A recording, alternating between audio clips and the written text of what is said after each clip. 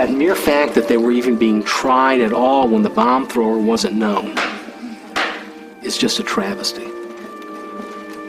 How can you even prosecute somebody for conspiracy if you don't have any evidence that they were together with the person that threw the bomb or that committed the crime?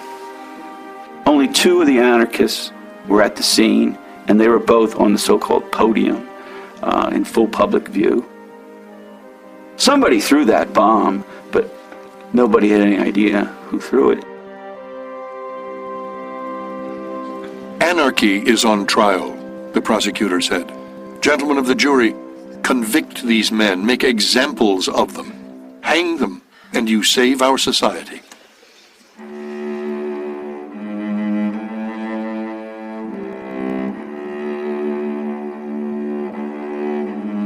The verdict was guilty. The sentence, death by hanging. 3 asked for clemency and got life in prison. 1 blew himself up in jail with a cigar bomb.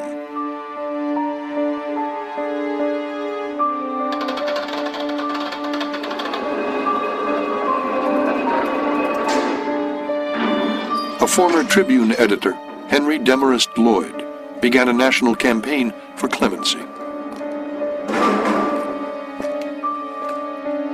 Illinois' governor said he would support it if the businessmen did. Banker Lyman Gage gathered 50 of the business elite to argue that clemency would improve labor relations. He seemed to sway them. But they feared to cross Marshall Field, Chicago's most influential businessman, who was opposed. The great industrialists all, I think, woke up, at least at times in the middle of the night in a cold sweat and worried about revolution. It was impossible not to entertain the potential for serious social unrest and indeed political and economic revolution in this country when the rewards of this extraordinary moment of change in capitalism were being so unequally distributed. And they knew it. Field knew it. Pullman knew it. Swift knew it. Armour knew it. They couldn't not know it. And that was a very scary possibility for people like Field.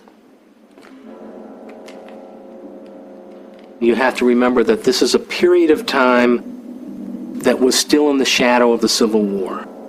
And people felt that if you didn't take a hard and firm line, as had been taken by Lincoln and the Republican Party against the slaveholders, if you didn't take a hard and firm line against threats to property, that this sort of thing would be repeated. And I can't help but think that Marshall Field felt that this was a great test of leadership. You couldn't have invented an enemy that is more maniacal and more threatening to Field than the anarchist movement. Field thought, property is sacrosanct. I formed this business on my own. I worked up from stock boy. It's mine. They have no right to tell me how to run it, and certainly they're not going to tell me that they're going to dynamite it to death. Field and the elite control the banks, and they control the business establishment. They've lost control of politics. Now are they going to lose control of their own businesses?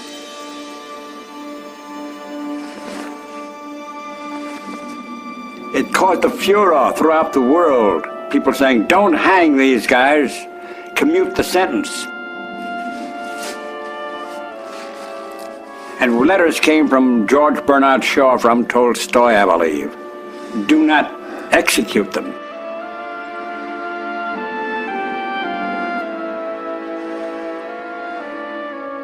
But there was one industrialist who was adamant, and that was Marshall Field I, the merchant prince. He said, in effect, hang the bastards.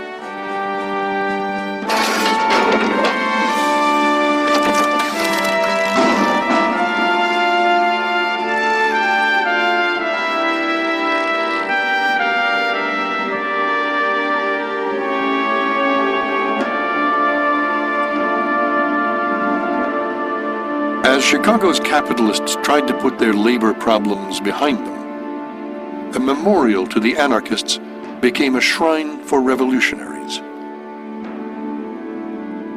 the elite's attempt to project an image of urban harmony to the world would not be easy.